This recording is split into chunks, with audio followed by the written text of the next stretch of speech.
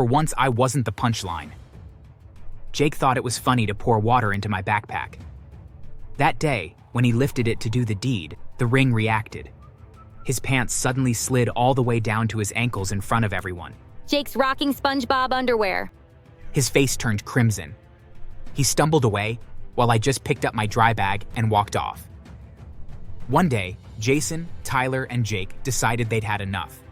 They cornered me near the lockers, fists clenched, sneers on their faces, ready to finally teach me a lesson. Today, Danny, we're going to make you pay. Yeah, no running this time. Time to end this once and for all. I just slipped my fingers around the ring and smiled. They lunged, but instead of hitting me, they slammed into each other, ricocheting off lockers, clutching themselves in pain, as 3 of his teeth suddenly fell out in front of everyone. My teeth! No, not my teeth! Jason and Tyler froze, baffled, staring at him as the ring's power worked mercilessly. By the next day, all 3 of them were sick, coughing, feverish, miserable.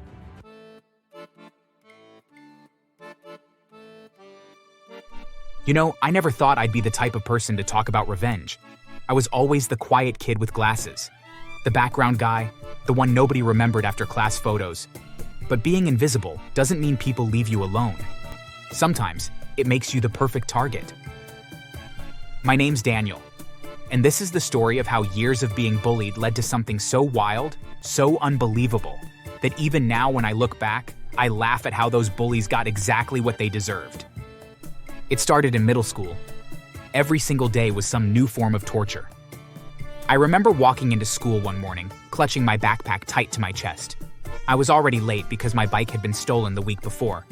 I knew who did it too, Jason, the so-called cool kid who loved showing off. He even rode it past me once, laughing as if it was some grand joke.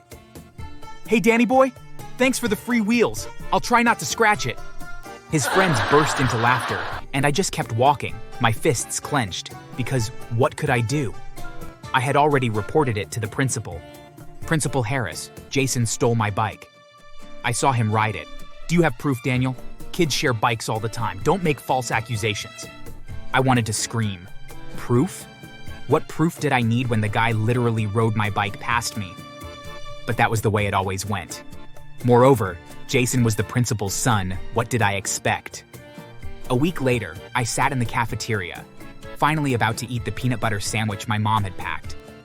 Food was always a comfort for me. But then, like clockwork, they came. Oh, look, Danny thinks he deserves lunch today. Hey, that's mine. Aw, poor baby. What's he gonna do, cry to mommy? They tossed my lunch back and forth like it was a football. By the time I got it back, it was smashed and unrecognizable. My stomach growled, but my pride hurt more. One morning, on my way to school, the gang cornered me in a muddy alley.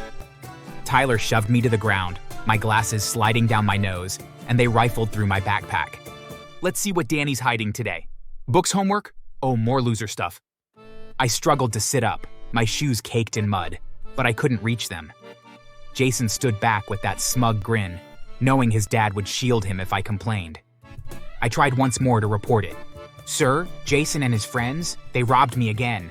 Daniel, Jason is my son. Maybe you misunderstood. Kids will be kids. I clenched my fists, the humiliation almost breaking me. The worst was gym class. My asthma made me a slow runner, and of course, that meant more ammunition. Watch your aim, Jason. As I jogged, Jason stuck out his foot. I crashed onto the hard floor. My glasses flew across the gym, and everyone roared with laughter. Oops! Clumsy Danny strikes again. The coach? He pretended he didn't see. Day after day, it piled up. Bike gone, lunch stolen, my clothes stuffed into toilets, even my homework ripped to shreds right before class. I tried telling Principal Harris again. Sir, I can't focus in class. They won't leave me alone. Daniel, sometimes you just need to toughen up. Kids will be kids. That phrase, kids will be kids, burned into me like a brand. It was their excuse for every cruelty. And I started to believe maybe I really was powerless. Until the ring came into my life. It wasn't anything fancy at first glance. Just an old silver ring with strange carvings on it. I found it at a flea market one Saturday while my mom shopped for cheap clothes. The vendor, an old man with cloudy eyes, looked at me strangely when I picked it up. That ring chooses who wears it. Be careful, boy. Power changes people. I laughed nervously. It's just a ring. But the moment I slipped it on, I felt it. Like a surge of energy running through my veins. My chest swelled, and for the first time in my life, I felt strong. That night, as I lay in bed, I whispered to myself, maybe I don't have to be their victim anymore.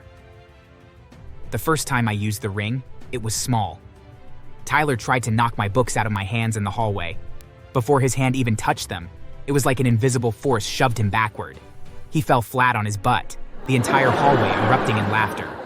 Yo, Tyler just tripped on air. He glared at me, but I just shrugged. My heart pounded with excitement. The power was real. From then on, I planned carefully. Tyler reached for my lunch again. I whispered in my mind, willing the ring to act.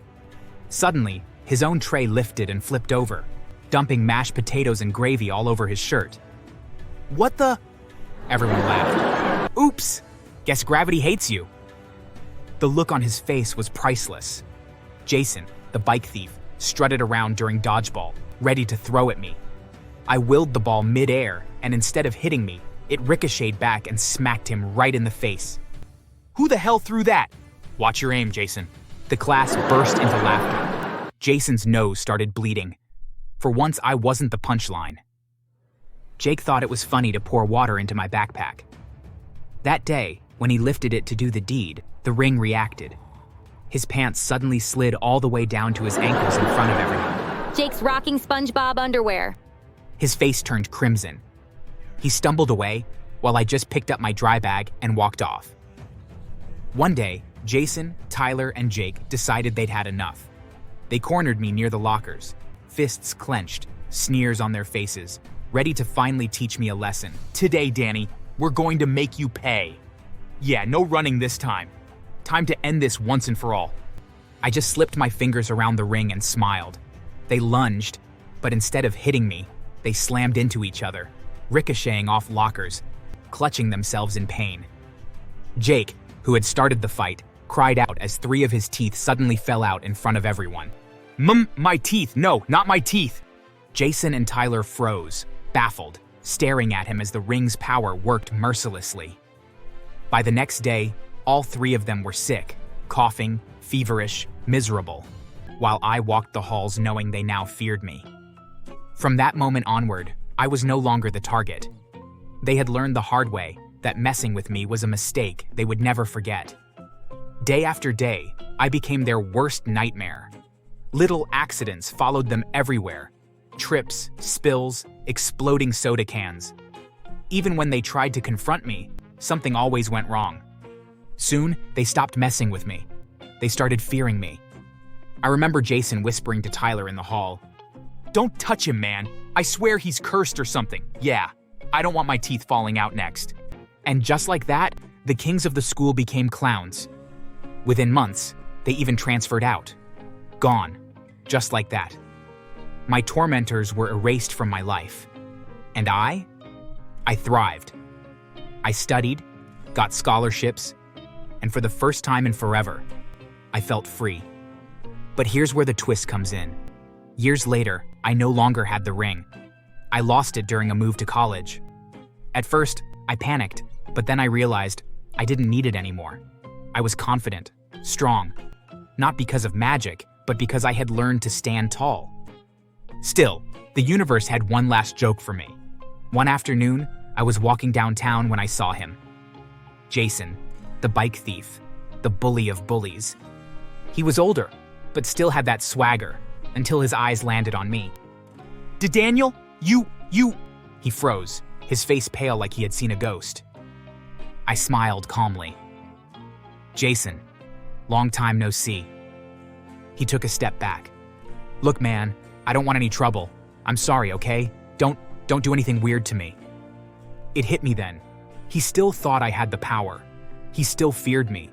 And that was better than any magic ring. Relax, Jason. I don't even need to lift a finger. You already punished yourself. He turned and bolted down the street, tripping over nothing, just like old times. I laughed so hard people stared at me. So yeah, that's my story. From bullied nobody to the guy who made his bullies run for cover.